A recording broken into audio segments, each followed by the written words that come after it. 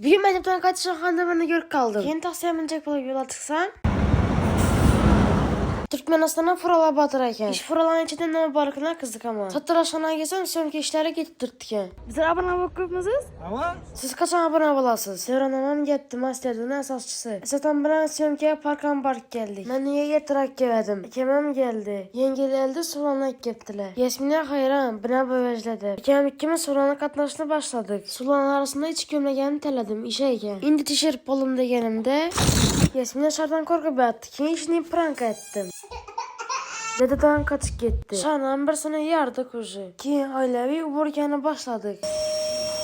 Ne bileyim üstlerine onunla almışladık. Birden pirisos pızırık kasabı olam axı. Ekem kiyin keselini tattı ve davalak koydu.